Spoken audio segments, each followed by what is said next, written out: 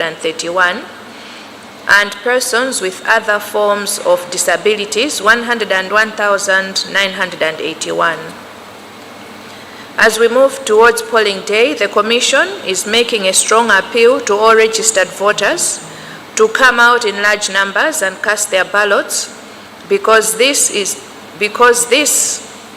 was the ultimate desire of all who were campaigning. Elections are not just a right, they are also a responsibility that we owe to ourselves and to the future generations. High voter turnout strengthens the legitimacy of our leaders and reinforces the collective voice of the Malawian people. We are therefore urging every eligible registered voter to prioritize voting on polling day before attending to any other commitments. Allow us now to talk about biometric voter identification on polling day. Ladies and gentlemen, polling day is not just the most visible part of the electoral process. It is the most sensitive. It is the point at which everything that we have worked for, the planning, registration, the stakeholder engagements, the nominations, to name a few, culminates in the act of voting. Therefore, ensuring that only eligible voters cast their ballots and that they do so only once is paramount to the credibility of the election. It is for this reason that the Commission has made the strategic and necessary decision to introduce biometric voter identification devices for the 2025 general election. On polling day, a voter will present either their voter registration certificate or national ID. Then they will be asked to place their finger on the biometric voter identification device, which will scan and match their fingerprint with the biometric database. If a match is found, the voter's identity will be confirmed. The polling staff will then place a mark against their name in the physical voters register, and then the voter will proceed to vote. In essence, the biometric voter identification system is not only a technical upgrade, it is a transparency and trust-building mechanism. It will help answer three critical questions at the heart of every credible election. Is the voter registered on the electoral list? Is the voter the person they claim to be? And has this person already voted? With this system in place, the Commission will be better positioned to provide a voting process that is faster, fairer, and more secure. In terms of voting and the counting of results, the voting and counting process remains manual, and importantly, both voting and counting will take place at the same polling station. This reinforces transparency, reduces logistical risks, and allows results to be witnessed firsthand by party representatives and observers on site. Polling will begin promptly at 6 a.m. and close at 4 p.m. However, all voters who are on the queue by 4 p.m. will still be allowed to vote, regardless of how long it takes to process them, as long as they were on the queue by 4 p.m. Upon arrival, voters will be directed by the polling staff to the identification desk, where they will be verified using the biometric voter identification devices, and then cross-checked manually in the physical voters register, as indicated. Once verified, a voter's finger will be inked with indelible ink, which is safe in terms of human health, and they will proceed to the next desk, where they will be issued with a ballot paper for the presidential election, and proceed to the voting booth to choose their candidate, and then proceed to the ballot box to cast it. This will be repeated for the parliamentary and local government elections. Special provisions are in place for voters with disabilities and those requiring assistance, in line with the legal provisions. Immediately after the close of polling, the manual counting of votes begins at the polling station. The order of counting is standardized. We'll start with the presidential ballots, followed by parliamentary, then the local government ballots. The presiding officer, together with polling staff, in the presence of accredited party representatives and observers, will begin by conducting ballot paper reconciliation, confirming the number of used ballots, unused, spoiled, and cancelled. Ballot boxes will then be opened one at a time. Ballot papers will be sorted by candidate, and each one will be held up, announced aloud, and classified as valid, void, or subject to complaint. All classifications will follow strict legal definitions to ensure consistency. The results will then be recorded on official result forms, Form 18A for the presidential, Form 18B for the parliamentary, and Form 18C for the local government elections, respectively. These forms are signed by the presiding officer, assistant presiding officer, and any polling staff and party or candidate representatives available. These results will be distributed, these result sheets will be distributed as follows.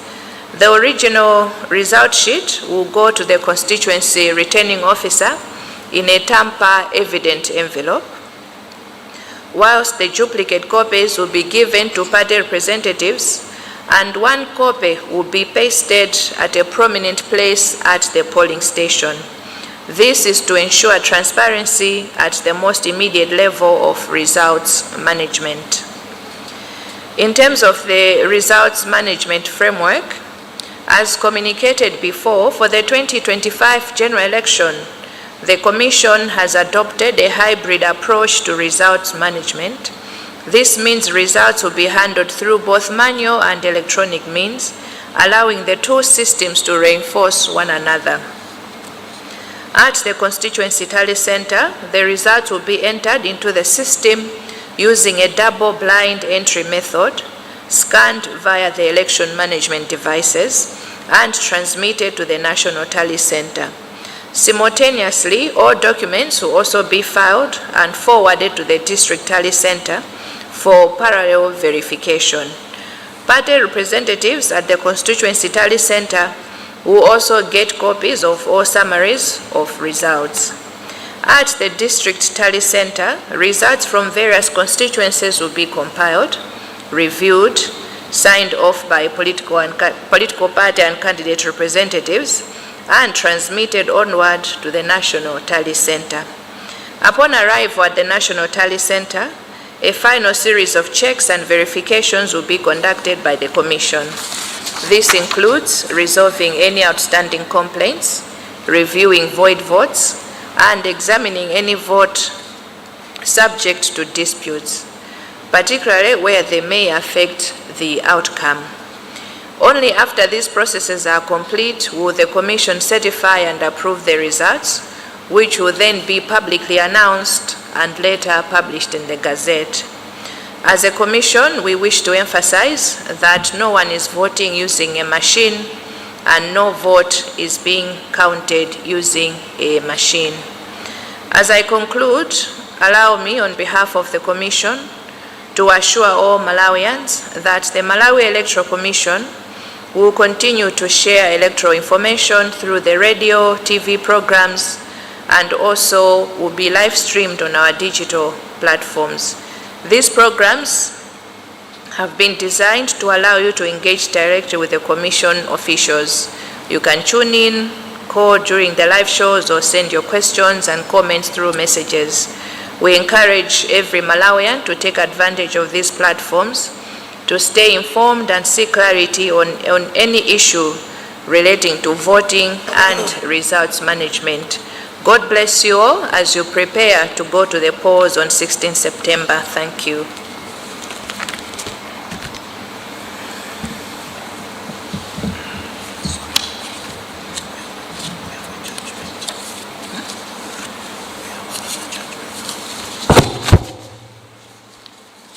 ndiloleni kuti ndifotokozerenso muchichewa maulemu aperekedwa kale monga tinafotokozerera kuti tidzibwera pafupi kupereka mauthenga kufotokozerera za kukonzekera kwathu chisankho chathu pa 16 limene lili lachiwiri kuseri kwa mawa.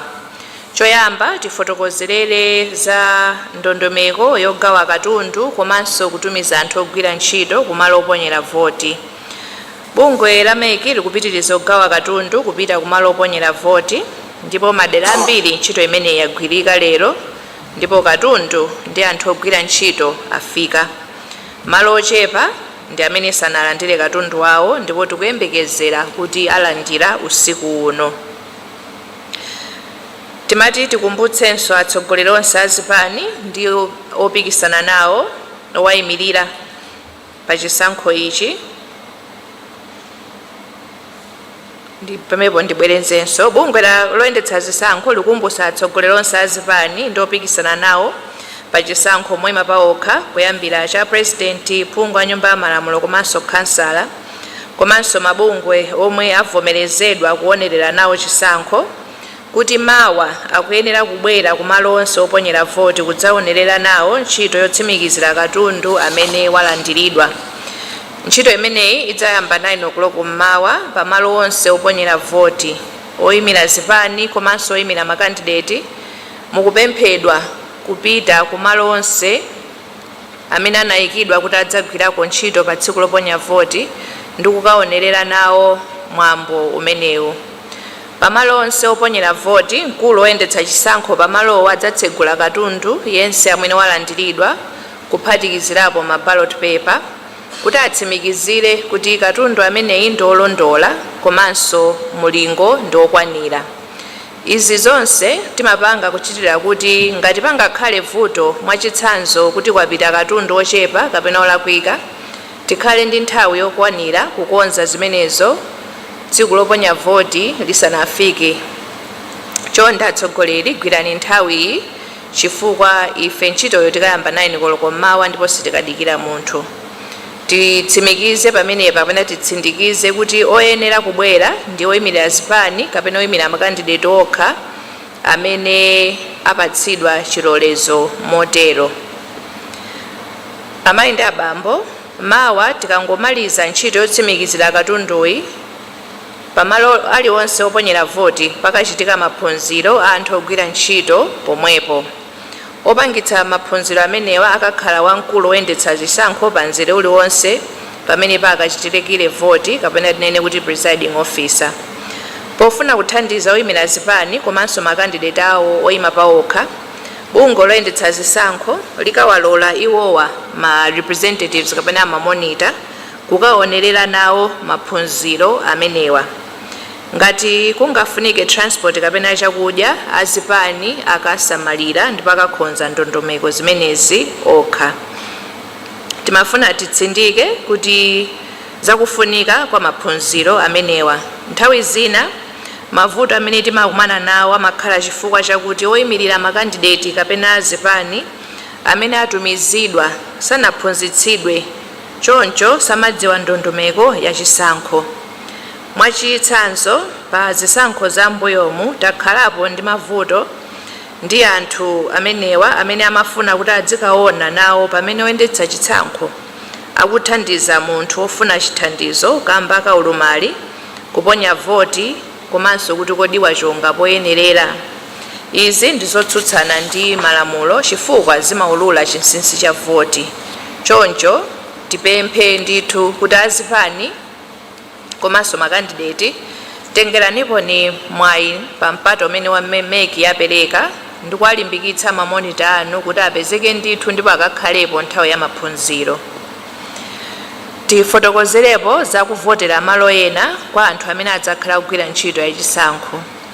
Izi takhala tikukamba ndithu masiku apitawa koma mutilole kuti tibwerenze kuti tonse tikhale kuti tikumvetsetsana ndithu. Monga tikudziwa nyumba ya malamulo inakumana mwadzidzidzi kumene inakambirana ndi kuvomereza lamulo limene likulola anthu ena kuti akavotere kumene adzakhala kugwira ntchito pa tsiku loponya voti angakhale kuti kumeneku si kumene iwowo analembetsera. Lamulo limeneli sili kuvomereza kapena sili kutanthauza matransfer. Magulu amene ali ololedwa kukaponya voti kwina kodi ni ndani? Amayi ndi abambo, dziwani kuti ndi magulu atatu okha amene akuloledwa ndi lamulo ili kuti angathe kukaponya voti kumene akugwira ntchito. Gulu loyamba ndi anthu ogwira ntchito ku MEC, kuphatikizirako omwe tinawalemba pa nthawi ya chisankho yokha. Achiwiri ndi achitetezo kuchokera ku Malawi Defence Force, Malawi Police Force, Malawi Prison Service komanso ku immigration, koma akhale kuti ndi amene MEC yawatumiza kukagwira ntchito ya chisankho. Achitetezo amene angapezeka kugwira ntchito pa tsiku limeneli koma sikuti atumizidwa ndi MEC, iwowa sali oyenerera kuti alandire chilolezo chokaponyera voti kumalo kwina. Achitatu komanso omaliza ndi oyimira zipani komanso makandidate a zipani amene mayina awo anaperekedwa kuti akagwira ntchito pa tsiku loponya voti pa polling station kapena pa constituency tale center kapena pa district tale center. Apapa tinenetse kuti commission ilibe dongosolo yovomerezera oyimira makandidate kapena zipani oyendayenda m'malo oponyera voti. Onse amene azipani kandi opikisana nawo akuonza kuti mamembala awo azidzayendera anthu awo adziwe kuti sakuyenekera kufika pa malo oponyera voti. Ngati akufuna kuyankhula ndi anthu akumane nawo pa mtunda wa 100 meters kuchokera kumalo oponyera voti, ndipo iwowa sangapatsidwe chilolezo chokaponyera voti kumalo kwina. Titsindikenso kuti ngakhale magulu amenewa akuloledwa kukaponyera voti kumene akugwira ntchito, akuyenera kukhala kuti analembetsa mukaundula wa voti. Ngati sanalembetse sangaloledwe kutenga chilolezo choponyera voti kwina. Ndiponso dziwani kuti kuyesera kufuna kuponya voti pamene simunalembetse ndi mulandu. Mwina nkumafunsa kuti kodi kokapemphera ndi kutenga chilolezo kundi kutiko. Amayi ndi abambo, anthu onse amene akufuna kutenga chilolezo akuyenera kupita kwa constituency returning officer akudera limene adzagwireko ntchito pa tsiku loponya voti. Apapa timvetsetsane bwinobwino, chilolezo chikukatengedwa ku constituency kumene mukagwira ntchito pa tsiku loponya voti osati kumene munalembetsera voti. Mamonita apa district tale center akatenga chilolezo kwa district commissioner kapena CEO wa konsolo imeneyo. Masiku opemphera chilolezo, anthu onse amene akugwira ntchito ya chisankho motumidwa ndi MEC kuphatikizirapo achitetezo ndi mamonita akuyenera kukatenga chilolezo kuyambira tayamba kale pa 12 kufika mawa pa 15 nthawi, ndipo nthawi yotseka kutenga chilolezo ndi 6 koloko madzulo. Chonde teni tisamale nthawi imeneyi, ikangodutsa 6 koloko madzulo ndiye kuti sipakhalanso kuperekedwa chilolezo china chilichonse. Dziwaninso kuti palibe amene adzaloledwe kutenga chilolezo pa tsiku loponya voti, ngakhale kuti sizinayambe kuponya voti, aliyense atengeretu isanafike 6 koloko madzulo mawa.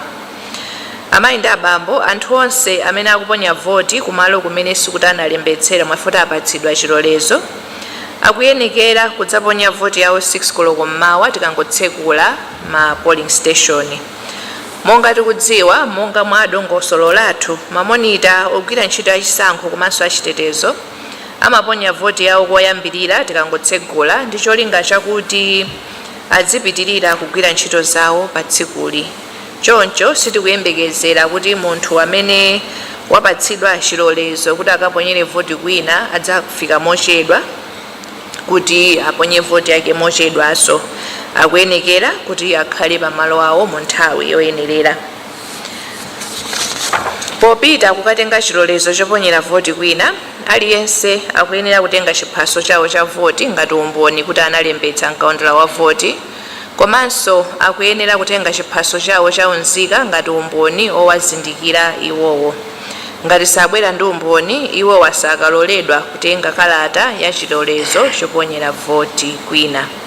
dziwaninso kuti chilolezo chikuyenera kutengedwa kamodzi basi, simungapite kukasinthanso.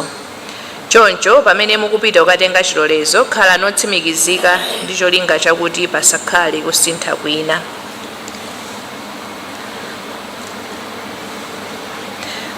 Dziwani kuti pa tsiku loponya voti anthu onse amene akuyenera kuponya voti pogwiritsa ntchito chilolezo chovotera kwina, iwo wanso adzatsimikiziridwa monga wina aliyense amene amabwera kuzaponya voti. Iwowa adzaonetsa chiphaso chawo chaunzika komanso adzaonetsa kalata imene adzakhale apatsidwa yowavomereza kuponyera voti pamalo pamenepo. Mwina nkufunsa kuti kodi anthu amenewa akavota zisankho zingati pokhala kuvotera kumalo kumene osanalembetsere. Wina aliyense akuyenera kukaponya voti pa zisankho zathu zonse zitatu, cha president, phungu wa nyumba ya malamulo komanso makhansala. Onse amene akavote pogwiritsa ntchito chilolezo nawonso akuyenekera kukaponya voti pa zisankho zonse zitatu, angakhale kuti iwo samakhala kumalo kumeneko. Chonde ndi ufulu ndi udindo wanu kusankha pa zisankho zonse zitatu, musakasiye pena posachonga. Titsindike pamenepa kuti nkhani yoponya voti mwa chilolezo si kuti zikutanthauza kuti awa ndi matransfers. Aliyense amene sakukhudzidwa ndi magawo atatu aja akufunika kuti akaponyere voti kumalo kumene analembetsera. Tsopano tifotokozereko za madera amene sikuchitika chisankho kuti tambasule bwinobwino. Pa 16 September monga tikudziwa tili ndi zisankho zitatu, cha president, phungu wa nyumba ya malamulo komanso makhansala. Koma pa zifukwa zosiyanasiyana tili ndi madera ena kumene chisankho chimodzi kapena ziwiri zayimitsidwa. Pamene patimvetsetse bwinobwino kuti ngakhale zisankho kandi chimodzi kandi ziwiri zayimitsidwa, zisankho zinazo zikhala kuti zikupitirira. Mwachitsanzo chisankho cha president chikuchitika madera onse m'dziko muno, choncho sizikutanthauza kuti aliyense akuyenera kukaponya voti ngakhale kwawoko chisankho cha phungu kapena khansala chinayimitsidwa. Ndifotokoze bwino pamenepo. Mwachitsanzo chisankho cha president chikuchitika madera onse m'dziko muno, ndiye kuti zikutanthauza kuti ngakhale chisankho cha president kapena chisankho cha MP kapena khansala chayimitsidwa, cha president chipitirira. Ndiye kuti anthu akumeneko kwafunikabe kuti akatuluke mwaunyinji kuti akaponyebe voti. Kumadera kumene zisankho zayimitsidwa ndi uku: ku Chilobwe constituency, Lilongwe, zisankho za phungu ndi makhansala sizichitika koma cha president chokha chikupitirira. Blantyre West constituency, chisankho cha phungu chinayima chifukwa cha imfa ya mmodzi opikisana nawo, choncho kumeneku anthu akavota pa chisankho cha president komanso khansala. Ku Nsanama ward, Lilongwe Demera constituency, chisankho cha khansala sichichitika chifukwa analowa wopanda opikisana nawo, koma chisankho cha president ndi phungu chipitirirabe. Ku Nsitu ward, Mchinji South constituency, chisankho cha khansala sichichitika chifukwa cha imfa ya mmodzi opikisana nawo, choncho anthu akavotera pa chisankho cha president komanso phungu wa nyumba ya malamulo. Ku Mikongo ward, Mangochi North East constituency, chisankho cha khansala sichichitika chifukwa cha imfa ya mmodzi opikisana nawo, choncho anthu akavotera pa president komanso phungu wa nyumba ya malamulo. Luwinga ward, Zuzu City North constituency, chisankho cha khansala sichichitika chifukwa cha imfa ya mmodzi opikisana nawo, choncho anthu akavotera pa president komanso phungu wa nyumba ya malamulo. Chilunga ward, Zomba City North, Zomba City Council, chisankho cha khansala sichichitika chifukwa cha imfa ya mmodzi opikisana nawo, choncho anthu akavotera pa president komanso phungu wa nyumba ya malamulo. Tikambe tsopano za kufalitsa nkhani zabodza komanso zopanda umboni. Pamene tikuyandikira tsiku lovota amayi ndi abambo, chinthu chimodzi chikupereka chiopsezo pa ndondomeko ya chisankho ndi nkhani zabodza kapena tinoti zongopeka. Munyengo ino ya makina a intaneti nkhani zabodza zimafala mwachangu kudzera m'masamba amchezo ndi magulu ena pa intaneti, ndipo ngati sizinawunikidwe zimatha kubweretsa chisokonezo komanso kuchotsa chikhulupiriro cha anthu mukayendetsedwe kachisankho. Tikupempha onse okhudzidwa ndi ndondomeko ya chisankho komanso amalawi onse kuti tiyeni tikhale tcheru kutsimikizira ngati nkhani zomwe tamva zili zoona tisanagawire kwa ena. Atola nkhani komanso anzathu nyumba zowulutsa mawu, tikukumbutsani kuti muzikhala tcheru kuwunika komwe kwachokera nkhani ina iliyonse musanayitsindikize kapena kuwulutsa nkhani zokhudzana ndi zisankhozi. Pakali pano timafuna tipemphe manyumba ofalitsa nkhani kuti mukhale chete pamene nkhani zabodza zikufala, musatenge nawo gawo pofalitsa nawo nkhani zimenezi. Mukaona nkhani iliyonse yabodza kapena yakuti ikhoza kusocheretsa anthu, chonde inuyo lengezani zoona zake osayang'ana mbali ina iliyonse. Zindikirani kuti liwu lanu ndilofunikira kuthandizira amalawi kuti asasocheretsedwe. Mukachita izi mudzapewetsa kufala kwa nkhani zabodza komanso kulimbikitsa demokrasi yathu. Tilole tsopano tikumbutsireko za chiwerengero cha oponya voti pamene tikulimbikitsa amalawi kuti akatuluke mwaunyinji kuponya voti yawo. Pamene tikupita kukaponya voti lachiwiri, dziwani kuti chiwerengero cha anthu omwe analembetsa kuti aponye voti chili pa 7,203,390. Mwa nambala imeneyi anthu 3,088,670 ndi azibambo, ndipo 4,114,720 ndi azimayi.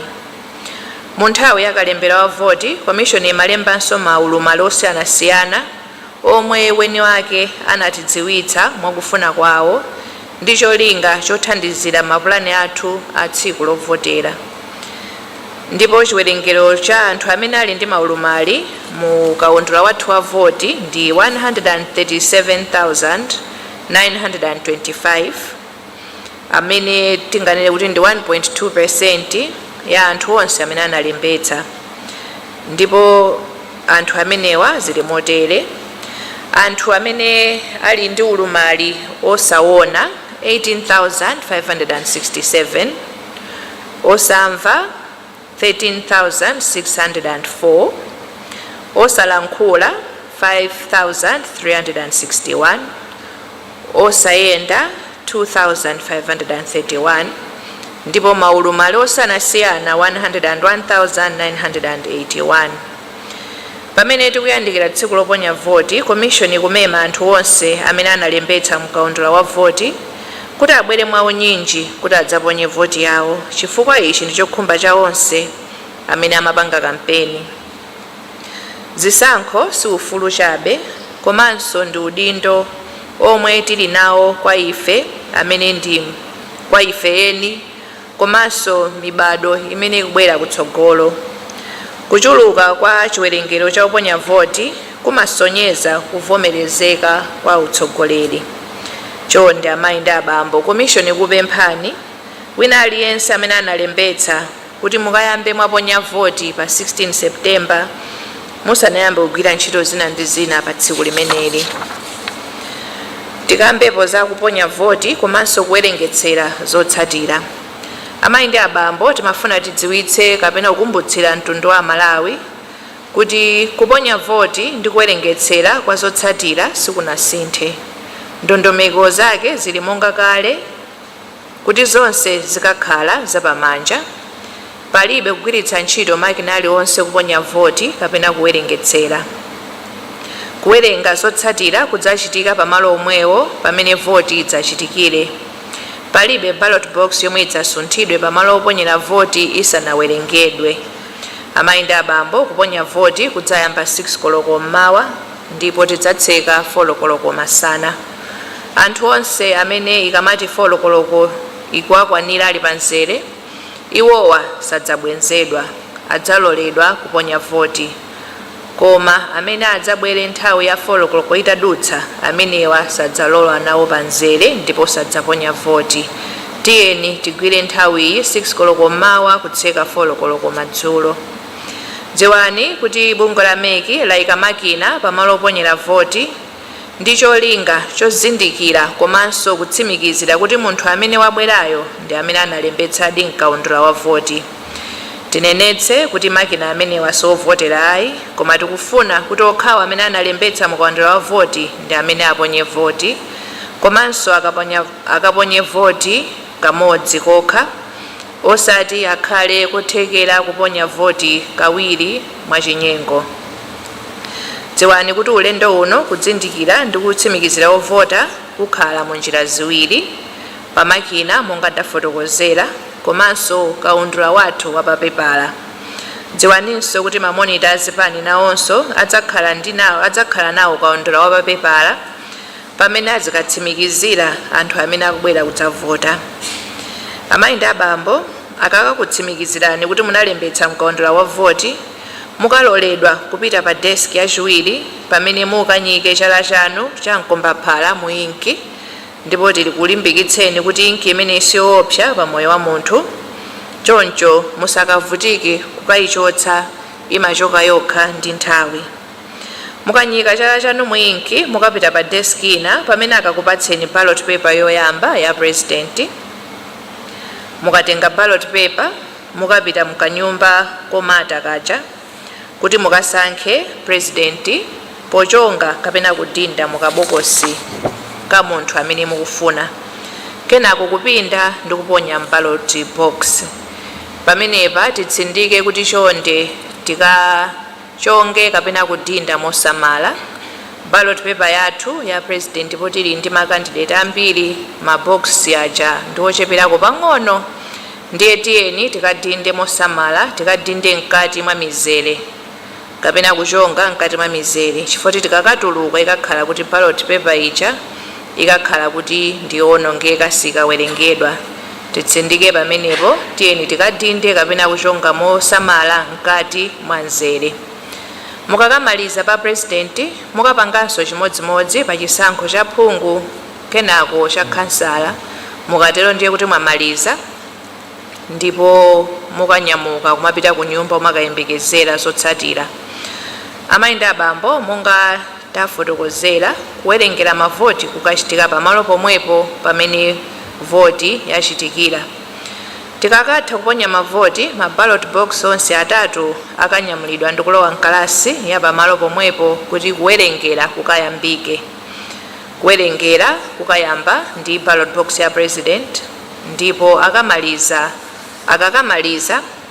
akayenera kusayinirana, ndipo aliyense akatenga nawo zotsatira kuti akapereke kwa amene awatuma. Akakamaliza kuwerenga, kusayinirana ndi kugawana zotsatira za president, akayambano za phungu ndi kutsatiranso ndondomeko yomweyo monga tafotokozera pa president, adzapanganso chimodzimodzi pa chisankho cha kansala. Pamapeto azonse oyendetsa zisankho adzatenga zotsatira ndi kupita nazo constituency tale center kumene kuwonkhetsera kukayambike. Tifotokoze pamene tupita komaliza zakatumizidwe ka zotsatira za zisankho. Amayi ndi abambo, monga takhala tikufotokozerera kwa nthawi, zotsatira zonse zikayenda pamanja komanso zikatumizidwa pa makina. Zotsatira zochokera pamalo oponyera voti zikakafika ku constituency tale center ndi kumene akayambe kuwonkhanitsa komanso kuzilowetsa m'makina. Koma dziwani kuti zonse zimene akawonkhanitse pa constituency tale center, mamonita onse akasayiniranso ndi kutenganso zawo, chimodzimodzi akakafikanso ku district tale center. Pomaliza, bungwe la MEC likufuna likutsimikizireni nsoni kuti ndilodzipereka pofuna kuti chisankho chiyende mwa ndondomeko komanso mwa chilungamo.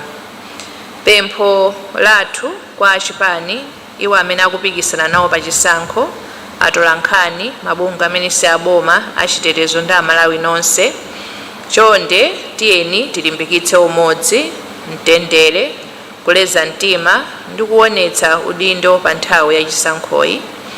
Monga takhala tikufotokozerera, chisankho chabwino ndi cha mfundo komanso kupatsa anthu mpata osankha amene iwo akufuna osati ziwawa kapena kugawanika.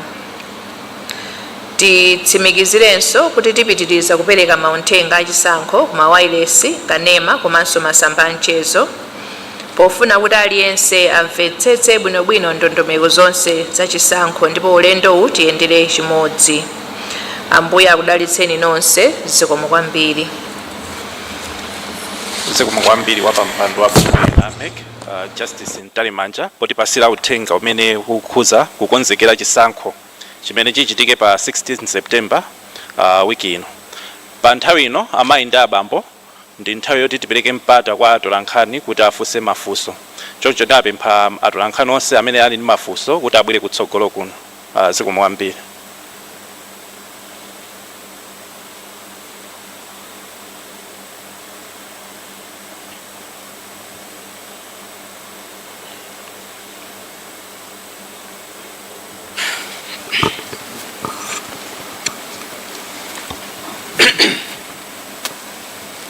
Zikomo kwambiri. Ine ndi Patrick Kachere kuchokera ku Umunthu FM. Mwafotokoza momveka bwino pa malamulo amene anakhazikitsidwa kwa anthu amene akavotere kudera lina amene mwapange deploy. Koma pali nkhani yona zoti pali anthu ena amene mbuyo mu nthawi yakalembera monga apolisi komanso anthu ena munapanga deploy malo osiyanasiyana, koma zapezeka kuti mu nthawi inoyi mwina asanachite nawo mwayi okayang'anira chisankho. Mwina bungwe lanu lakonza ndondomeko yotani yoonetsetsa zoti mwina anthu ngati amenewa aganiziridwe, chifukwa kuti mwina malo amene ena anakavotera kunali kutali poyerekeza ndi kumene pano pakukhala. Komanso gawo lina ndimafuna nditamvetsetsa kuti munyengo inoyi imene yamakono anthu amatha kujambula ndithu akakhala zoti avota kuti avotera wakuti. Kodi bungwe lanu pa gawo ngati limeneli malamulo akutinji? Zikomo.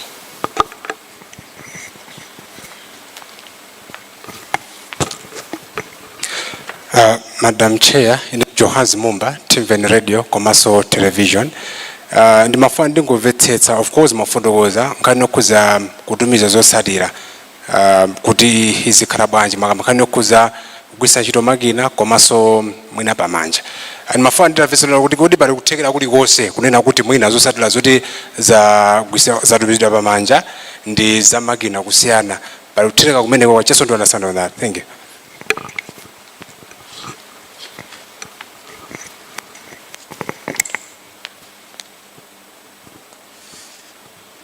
Dzina langa ndi Robert Chandilira kuchokera ku Blantyre Synod Radio.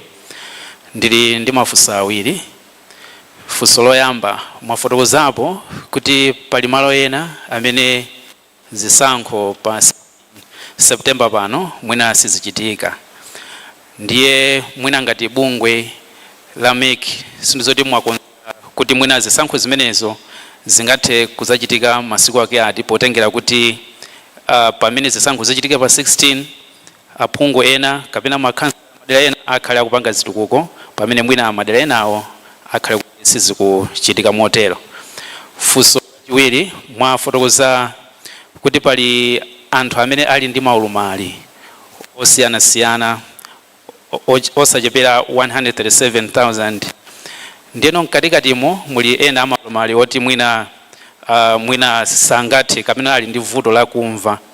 Ndiye timafuna tingodziwa kuti ngati bungwe la MEC potengera mwina ndi anthu anu amene mwatumiza madera osiyanasiyana amene anthu akavotere, kodi anthu amenewa kapena bungwe lanu lili ndi kuthekera kotani, lili ndi upangiro otani kuti aliyense amene ali ndi vuto la ulumali akathe bwinobwino. Funso lomalizira, masiku ano anthu akuchuluka nzeru, anthu ena mwina amaganizo oyipa, zipangizo zimene zikhale zogwiritsidwa ntchito kuti anthu mwina akavote ndi zina zotero, mwina ndi security feature yotani imene impangitse kuti ngakhale ndi maganizo osokonekera komano inuyo muzakhalabe ndi zisankho zimene zatuse zotsatira mwamba. Zikomo kwambiri.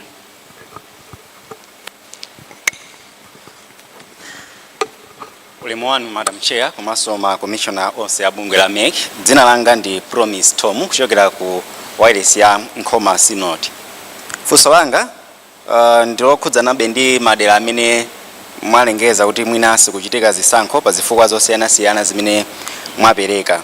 Koma timafuna timve ngati mwina mwalandira gamulo la bwalo la milandu kuchokera ku wadi ya Chinthembwe ku Ngala constituency wena kuti amanena kuti kumene kuso ngati bungwe la MEC simuyenera kuti mukuchititseko chisankho chifukwa chonena kuti pali ziwiri zitatu zimene anapeza kuti ndi zolakwika maka zokhudzana ndi mmodzi mwa amene amafuna kupikisana nawo pa udindo wa kansala. Sili kudziwa ngati pafika nthawi ino mwalandira gamulo limenelo ndipo mutipo chani pamene tasala mwina ndi tsiku limodzi kuti anthu akaponye voti. Zikomo kwambiri.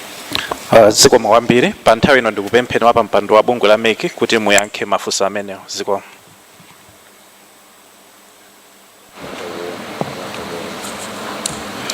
Zikomo kwambiri chifukwa cha mafunso ndi amene abwera.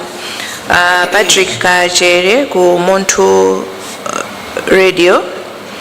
Lamulo limafotokoza kuti munthu wina aliyense amene analembetsa nkaundula akaponyere voti kumalo kumene analembetsera.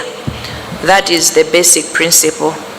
Amendment imene yachitika kulola magawo atatu aja is an exception to the general rule. Kutanthauza kuti ngati munthu sali polling staff amene watumizidwa ndi bungwe la MEC kukagwira ntchito, ngati asali wachitetezo amene wachitidwa deploy kukagwira ntchito kuma polling station ku nkhani za chisankho, ngati asali party representative ndiye kuti ameneyo akalembetsere kumalo akavotere kumalo kumene iyeyo analembetsera. Kaya amagwira ntchito ndi MEC nthawi ya kalembera, kaya anagwirako ntchito ku MEC kumene kumasali ku MEC, iyeyo ali ngati Malawi aliyense akufunika kuti akaponye voti kumalo kumene analembetsera.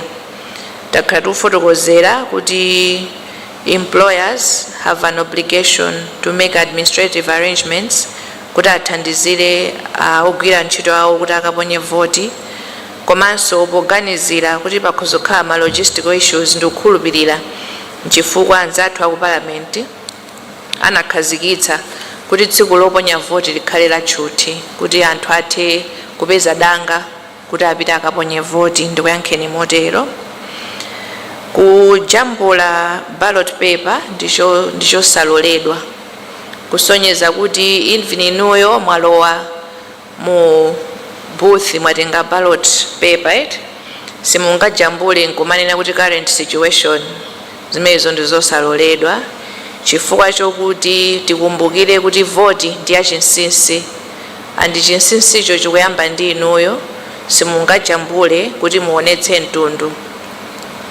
Mukakafika pa polling station motero musakadabwe mukakamva izi ndi yankho inuyo Akachere komanso mtundonso wa Malawi.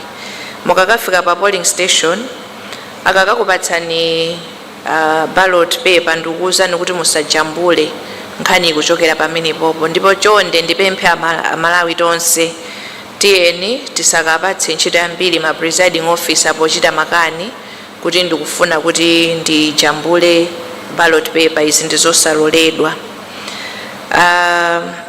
Timveni monga takhala tikufotokozera ma system akuyenda limodzi, koma ndiye kuti tikakhala kuti tachoka pa polling station tapita ku constituency tale center pakuchitika atalinge pamenepo kusonyeza kuti tikufunika kuti njira zonsezi ziziyenda zofanana. Ngati pali vuto ndiye kuti pakufunika kuti paunikidwe bwinobwino kuti kodi zasiyana pati. Chimodzimodzi, if it was possible, which is highly unlikely, kuti result ikafike mpaka ku national tally center kuti pali discrepancy, ndiye kuti we walk back the same trail to find kuti kodi vuto lachokera pati. Mukamvetsetsa bwinobwino wa result management framework ikuyambira pa polling station pamene akuwerengetserana presiding officer, polling staff komanso amene akuyimirira mamonita pamene paja pamene ntchito ikuyambira akamapanga record pa result sheet ndiye kuti awerengetserana zonse ndipo agwirizana kuti zimene tapeza ndi pano and akamapanga transfer kulemba pa result sheet ndiye kuti agwirizana kuti zimene tapeza ndi pano manambala ake ndi awa motere ku Blantyre Synod ndondomeko imene imayenderera ndiyo kuti ngati tachita suspend election monga tachitira timafunika kuti then tipange declare vacancy kenako ndikukhala ndi ma by-elections. By-election singachitike nthawi imodzi ndi general election kusonyeza kuti tikufuna kuti timalize kaye zisankho izi pa 16 tikakhonza ndondomeko zonse kuti tamaliza tatseka chapter chimenechi pamene tidzakhale ndi ma by-election.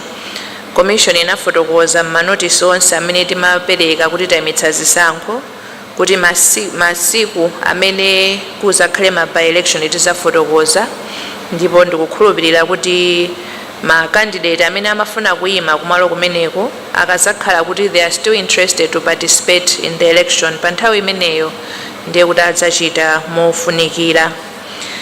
Ma disabilities monga tafotokozera alipo osiyanasiyana anthu amene ali okuti samamva ndokuti most likely kupenya amaona unless they have both disabilities koma ngati ali okuti samamva ndiye kuti paper akhoza kuona bwinobwino ballot paper kuti kodi ma candidate ndi ati and still be able to follow the processes. Koma ma staff athu onse aphunzitsidwa moyenerera kuti akakhala pa polling station akalandire munthu wina aliyense mmene alili akaona kuti munthuyo ali ndi ulumali kapena wafotokoza kuti ali ndi ulumali akamuthandiza moyenerera corresponding ndi ulumali umene wachita nawo present. Security features ndingokufotokozerani kuti we have security protocols embedded in all our processes. We have non-sensitive materials and we have sensitive materials. Ma sensitive materials ali ndi security zao. Our system has its own security because we know the election ikufunika kuti ikhale credible at the end of the day, and one of the features that will contribute to the credibility is kuti ma processes onse ayenda bwino without compromise. Mwafunsafunso kuti kwatuluka chigamulo kwa achindembwe, we are yet to get the judgment koma malingana ndi commission imene imachitira nthawi zonse tiwerenga judgment iyo ndikutsatira zimene zafotokozeredwa malingana ndi imene malamulo alili komanso with the position of the commission. Zikomo kwambiri.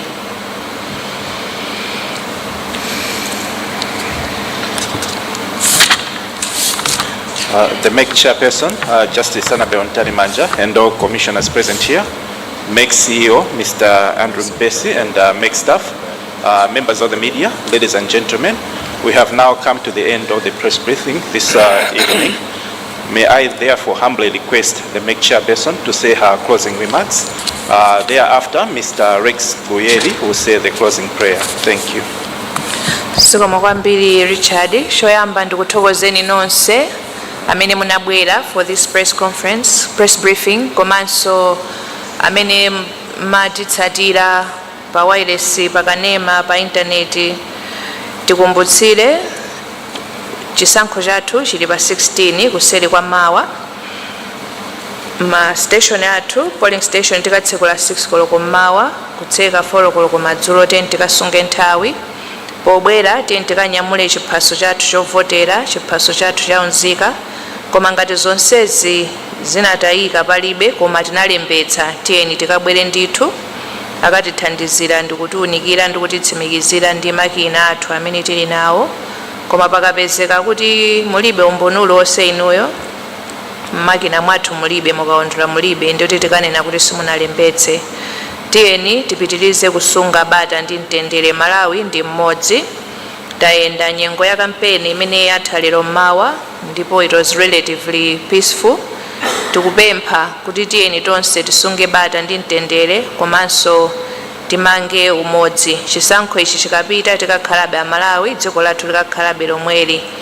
Anzathu amene mukupikisana nawo azipani komanso ma independent zikonzeketsereni komanso amene akutsatirani kuti ichi ndi chisankho ndipo chisankho ndi mpikisano, pakakhale ena opambana ena sakapambana. Ngati sitinapambane tiyeni tisungebe bata ndi mtendere, ngati sitinakhutire ndi njira ina iliyonse tiyeni titsatire njira zimene malamulo anakhazikitsira popita ku khoti kuti akathe kutiunikira. Koma chonde tiyeni tisabweretse ziwawa, tisasokoneze, tisunge Malawi ndi mmodzi. Zikomo kwambiri, Ambuye akudalitseni nonse.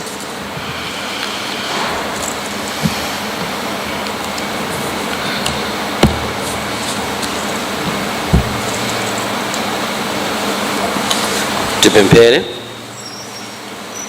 Dzina la Atate ndi la Mwana ndi la Mzimu Woyera, Mulungu mmodzi. Tidzanso pamaso panu kuyamika ndi kuthokoza chifukwa cha msonkhano wa atolankhani umene tinali nawo, komanso kuti mwakhala nafe, mwatitsogolera kutinso mauthenga onse amene apampando a Malawi Electoral Commission anatikonzera aperekedwa. Tipemphera mwapadera kuti mukhale nafe usiku uno, komanso mmawa kuzafika tsiku lija limene mtundu wa Malawi udzaponya voti. Tipemphera zonsezi kudzera m'dzina la mwana wanu Yesu Khristu Ambuye wathu. Amen.